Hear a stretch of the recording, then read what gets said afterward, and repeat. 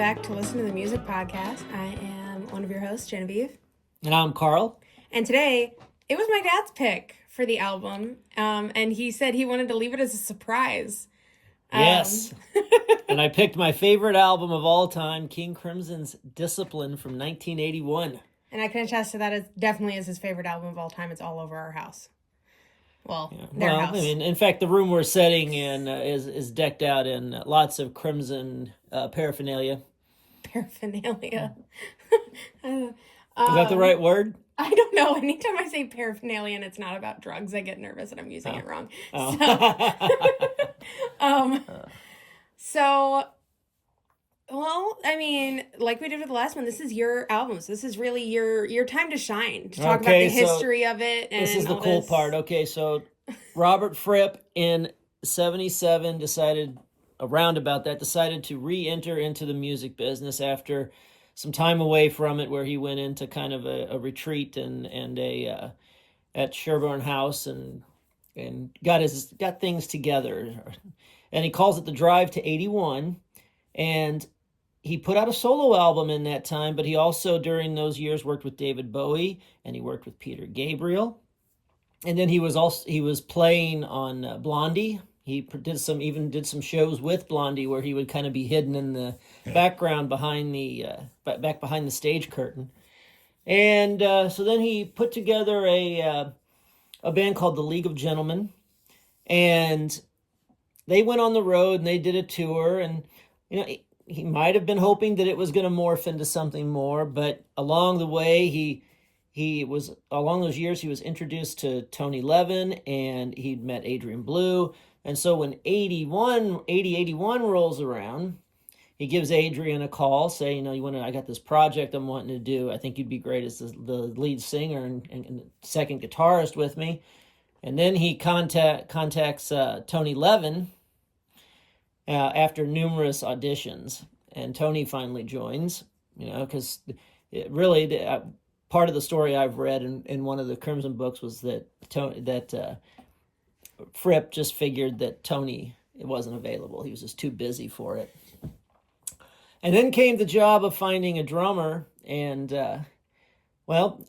Fripp had played with Bill Bruford in the previous version of King Crimson from 72 to 74 and brought Bill Bruford back in, which was like a great decision because the four of them together are top-notch musicians and players. And they added new instrumentation. The original guitar synth from the late 70s was heavily used on the first album. And the first album, Discipline, opens up with Elephant Talk, and then you go into Frame by Frame, Mate Kudasai. He's not looking at the list. He's just saying it off of memory. In Discipline. Oh, you skipped one there. And you're going in order, and then you messed up. Oh, I did I? Yeah, Shattering Sky. I know that's what's... Oh, no, I didn't go in the wrong order. That's what's online. Because Thela Hunginjit opens up the second side. If you're looking at it as because I was introduced to it by a cassette back in 86 or 87. But Thela Hunginjit opened up the second side, followed by The Sheltering Sky, then Discipline. So, yeah. I think you might have sent me an anniversary copy of the album that's on my phone. I might have it in a different order. However that happened. Or maybe I'm just wrong. I don't know. But you're wrong. Yeah. Oh, thanks. You made me doubt myself there for a minute. But anyway, the album has been released in numerous versions. There was an unofficial. It was officially released by a record label on CD for the first time, but Robert Fripp didn't like that, and so then he went back and he remastered it and made it sound even better. And then over the years, he's remastered it several times since then, along with remixes. There's a surround sound mix. There's a Dolby Atmos mix. Oh, wait, I take that back. There is no Dolby Atmos mix. Not yet.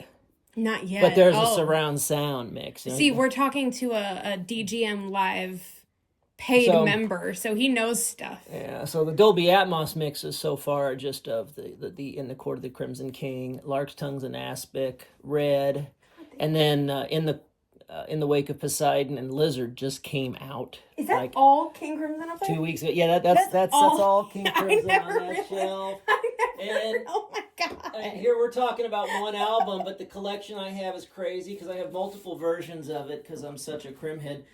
But just back 2 weeks ago, the brand new 2025 stereo and elemental mixes of Lizard and In the Wake. But I am really jazzed about Discipline coming out in that way because it's going to be quite a listening adventure, and it's probably going to prompt me to go and buy a whole new sound system downstairs. But I buy one of my favorite artists' albums on vinyl, and I get my ear talked off about, why would you buy that when you can listen to it online? This is the type of parenting. It's confusing parenting here, Dad. No, it was more or less just seeing the vinyl thing. But you know what? I digress. I don't want to complain about people that are listening about vinyl. I listened to it throughout the 80s and into the 90s. Power years. Well, and the thing about it was I could never play. When I was practicing and learning guitar, I could never play along to the record player because 33 1/3 never was quite steady on the record player. The motor never was. But once CDs came around, then everything was at the right speed. The right speed. But yeah, so back to Discipline. So anyway, they put it out in 81, went into the studio and recorded those songs. And for a lot of Crimson, that they put out that. They did an album the next year called Beat. And then 2 years later, they did the last of the 80s trilogy of albums. Which was 3 of a Perfect Pair. But Discipline still reigns as kind of the supreme document for that. But those other 2 albums are really good too. But there's so much a wealth of live recordings and outtakes and stories to be told. I've seen Adrian Blue and Tony Levin numerous times. I've seen Robert Fripp with King Crimson 3 times. Have you met any of these guys? 4. I saw him 4. Because my first King Crimson concert was in May of 2000. Went to Nashville to see their Construction of Light tour, the opening shows. And then they came to St. Louis in 2001 and 2003, and I saw them both there at the pageant. And then a buddy I'm in the King Crimson tribute band Thrack with, back in 2014 when the 8-Headed Beast of Crimson started, we took off and went to Chicago to see that. Yep. But then... so you've seen them a lot? I've seen them a lot. I've also seen... in 2007 I saw... 2006. Right in there. It gets fuzzy. Saw Robert Fripp's Soundscape at the Duck Room. Oh, yeah. Which was great. So no lyrics on that one? No lyrics. But here's the thing. It's like it was about an hour's worth of soundscaping, and then he did about 45 minutes of question and answer afterwards, which was really quite cool. Yeah, that is interesting. Adrian Blue, I've seen a lot of times. I have met him. I met him at the Duck Room. And he knows that you're basically obsessed with him? No, not like that, because I'm not one of those guys that hung around. I just said hello and thanks for the music and then proceeded to go down into the Duck Room to see him play. But then, I've seen Tony Levin's band a couple times. Unfortunately, have never seen Bill Bruford in any band oh, really? setting, performing live. He still plays live. He's playing live with a jazz band now. Ah, interesting. Production? That's usually where we go next. Oh, the production. I mean, well, production. Let's talk about production. He's going back for the CD, folks. And here's why I'm going to go back to the CD for this, okay? Because the producer, and since I'm getting up there in the years and names kind of start to disappear from me as that happens, but we'll blame it on age. You're so funny, but Rhett. I believe Rhett Davies was the producer for the original album, and he was basically kind of bought in or as I say, to keep Robert in line and make the album as commercial as they possibly could. Which is insane to think of, because this is, at least for my generation, if a band tried to come out with an album like this, it would literally probably be called the least commercial album ever. Well, I mean, surprisingly, on this album, on Discipline alone, the band played on the comedy show Fridays, the sketch comedy show Fridays, which was basically the Friday night version of Saturday Night Live. How long did that last? And they played 2 songs. I think that show made it like 3 seasons or so. Interesting. You know, and I mean, the guy that played Kramer on Seinfeld came from there. Really? Interesting. And so, but yeah, so they played Elephant Talk and Thela Hunginjit on Fridays, I believe. So they did get some great promotion behind the album. They played very lengthy tours. They were on the road quite heavily from 81 to 82 because they basically wrote the second album while on the road. And then they proceeded to record it, and then they went back out on the road again. And then after that second album, they took a break, and Adrian recorded his first solo album, I think is what it was. And then they got back and did Three of a Perfect Pair. So, but Disciplines, you know, still one of the best, you know. Yeah. But it was recorded at just a basic recording studio. Not much excitement happening. You know, and you know, if you'd asked me the other day, I could have told you what studio. But I don't know. You had a lot on the production end for I Advance Mass when we talked on that one. Right. Yeah. And I'm trying to remember where they recorded this album at, because it's I mean, was it Basing Street Studios maybe? It's out of my mind at this point. You know, he's looking at a pamphlet. And I'm having a a brain freeze basically, and can't remember anything because of it. But you've got some of these sure, some of the things that were written about the album, sure, this is Crimson, but we're not playing period pieces. We're not playing the old Crimson repertoire. It's a modern rock band playing in 1981. And dare I say that some traditional King Crimson fans might come out expecting us to go through the routines, music by old numbers. And we'll be surprised. So they specifically went in with it, like trying to make it more modern? Yes. Ballou had just come off of playing with the Talking Heads. He'd been on tour with them.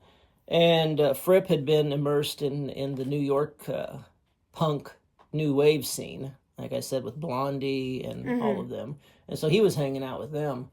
Tony Levin was playing with Peter Gabriel. That's a wild. Okay, Bill Bruford, he had just come off of the UK thing, and so really he had no project going on at that time, and which is why he was so readily available. Yeah. I don't know. I'm still getting caught on the fact that you said that like they were trying to make it more commercial. Mm-hmm. Just because, like I said, it just doesn't. It doesn't feel commercial. Well, it's not meant to feel completely commercial. Or not commercial, but like, you know what I mean? Like, when you think of like a commercially successful album, you think of like, I'm thinking of like modern ones, like Man's Best Friend by Sabrina Carpenter just reached platinum today. Well, you're thinking of the in the case of trying to make Discipline more commercial, it was to keep the songs at a length that were radio friendly. They were still like 5 to 8 minutes long. So Elephant Talk comes in at 5, but look at the little 3.5 minute piece of Mate Kudasai. And the first side has those shorter songs, the 5 to 4 minute songs, and then the second side gets in that longer. Thela Hunginjit runs around 6, and then there's that whole ending, which I'm not sure if it was on the original one or not. I just have what the link that you sent me was to listen to for us to talk about, but the that ending one where it's literally just him talking the whole time. Oh no, that's not part of the original album. Oh, okay. That was a bonus one. That was the selection of Adrian's vocal loops, and there was also on that most recent one, it was the Tale of Thela Hunginjit was the thing where they're telling the story of how the song came to be. Mm-hmm. Yeah. So, I guess, so what's the separation between, like, who they were before and then what they tried to go into? Because I don't necessarily know if even as much as you've played this around me, I don't think I know. No, I mean, dare I say it? I mean, the 69 to 74 King Crimson was given that whole prog rock, progressive rock title. Well, they definitely still are. And while Discipline and that does keep the progressive rock going, odd time signatures and everything. It also brings in the new wave elements and what was going on at that time in music. Can you give an example though? Because I don't know exactly what you mean by that. Well, I mean, we have the guitar synthesizer being used for the first time, okay? Wow. And the 80s is extremely well known for the use of synthesizer in songs. Except this time around, the guitar players were doing the synthing. Mm-hmm. But yeah, that's basically all it boils down to, is trying to make it as a little more reachable for people that otherwise had trouble listening to Crimson back in the early 70s. I don't really think they were trying to do that. It does make it not reachable, accessible. It makes it much more accessible. Because I think that if I had been introduced to King Crimson, like say on some of their 70s work, I may not have been as interested in them. But because I was introduced to them by the album Discipline, it holds a very special place. But I mean, also at the same time, though, like, their older stuff before this can't be completely discounted, because if I remember correctly, like, that older section, there was a song from that was used in, like, Doctor Who. Oh yeah, I'm not discounting it, because I think that by Discipline being more accessible to me, I was then able to go back and pick up and listen to the rest of the catalog and enjoy it more so. When you speak of Doctor Who, you're talking about the song that's the last song, I believe, on the end of the In the Wake of Poseidon album, King Crimson's second album. They used some parts of what is it? The Devil's Triangle. That's what it was. And it's the Masters listening to it on a radio while he's in the back of, like, being chauffeured around on something. But, of course he was. But still, I mean, that was appropriately used. Yeah. Oh gosh, I had something, I lost it. But that's what I was gonna say. Do you go back as somebody that plays this stuff, like, all the time? Do you play any of that stuff, but, like, before the shift? What do you mean? Do I play it on the guitar myself? Well, or like on stage? Oh, like, yeah. I mean, Thrack. We play anything from 69 to 2003. We go all the way from in the Court of the Crimson King all the way to The Power to Believe. So yeah, I mean, in our set, our 69 to 74 set, when we're any of the songs in there that we do, we've done the entire first album before. In its entirety. We did that as part of a 2-set show back in 2019. We also just recently, I say this recently, it was 3 years ago. Was it 3 or 2 years ago? 2 years ago, we performed Red and Starless and Bible Black, those 2 albums, in their entirety. Mm-hmm. And that was like 1 set, 2 set, and then there were a few other songs interspersed in there. Well, yeah, because I mean, I don't know how a lot of fans would feel about this, because I know it was like their big, I don't want to say big hit, but like the one that people pick out in a crowd as like a song of theirs that they know. But like, I feel like if you didn't play Dinosaur, like, people would probably be upset. Dinosaur is one of those. In fact, the funny part about Dinosaur is my cousin, who is the second guitar player in the Thrack band, he and his wife and son go down to I believe it's Disney World, and they've been there a couple times, but there's some ride down there that it has dinosaurs that are part of animatronic dinosaurs that are part of the ride. And waiting in line to get on the ride, they're playing dinosaur-themed songs. And he remembers hearing King Crimson's Dinosaur being played while he's waiting in line to get on that ride. That's funny. It's funny that we used for a kid's ride. But I thought you had also talked about, like, hearing it at, like, Six Flags and stuff, too, as a kid.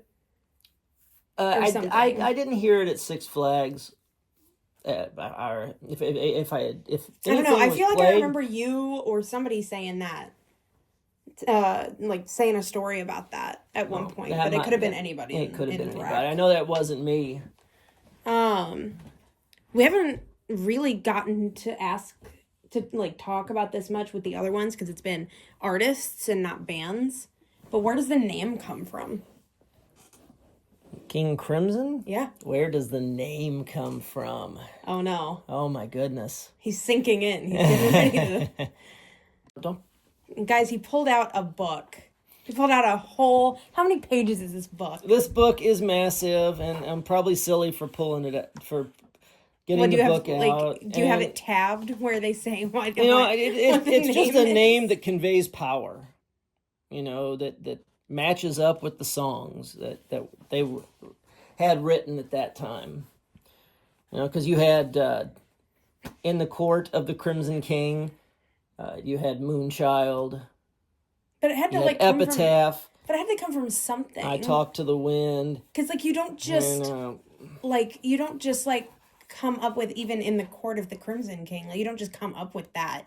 No, you don't. Without it don't coming just from come something. Up, and it's interesting that you should ask that question. And oddly enough, again, I cannot convey this, but since I can't remember it, but I can. You remember so much. It's been a while since I've read this text. Since I've read the text, and how many pages is this though? Actually, But I guess my point is that you know what? I don't remember. So Google it. I don't mean you. I just mean in general. So we're telling you to go Google it.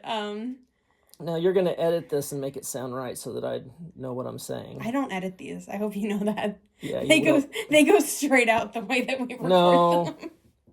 No. Yeah, they do. It's why people like us. Okay, well, if you're not going to edit it, Well, I thought I was asking. I mean, it's as we know, it's a. I thought I was asking the all-knowing. Well, I'm not. There's all-knowing, and then there's there's knowing some, but Well, you are in a cover band for them. So. I am. This is true. And King Crimson means Beelzebub, as God-fearing people know. What? Beelzebub, the devil. Does it really? Mm-hmm. Yeah, but it just conveys power. Interesting. Okay. I didn't know that there was a religious aspect to it, I guess. And I'm sure a lot of, Crimson fans will laugh and scoff as a result of my inability to, Are you saying there's somebody However, I can give you this, which is coming off of the Elephant Talk website. Which was... the band's name origin as coming from the original lyricist of Pete Sinfield. Whereas Sinfield says the name King Crimson was mine, I wanted something like Led Zeppelin, something with a bit of power to it. Yeah. There we go. So yeah, anything better than, Giles, and Fripp. Yeah. King Crimson had arrogance to it. So yeah, so there you go. But it's just a synonym for Beelzebub as well. But there you go. Interesting. Okay. I didn't know the religious connotation. Ah, yes. Yeah.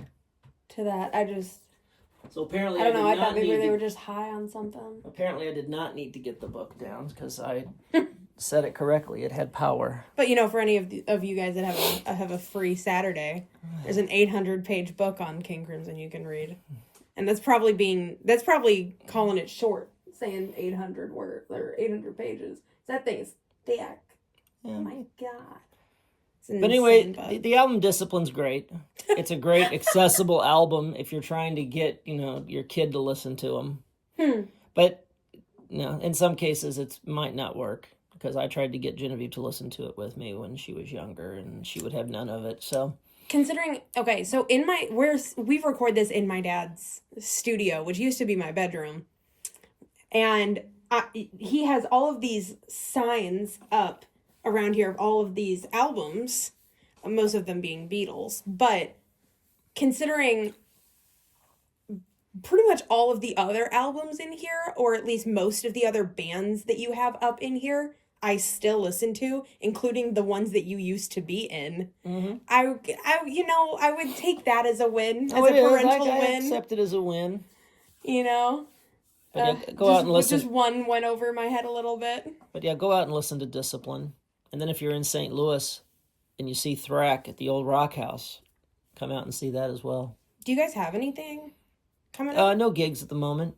No. In fact, we're coming off of a 2-month break where we haven't seen each other for 2 months almost. Oh, that's right. You have rehearsal tomorrow. And so, yep, we're going to be kicking it back tomorrow. We've got our 2 sets together. We're going to start rehearsing up. So, oh, that means they'll probably be at the old Rock House in the beginning of next year then.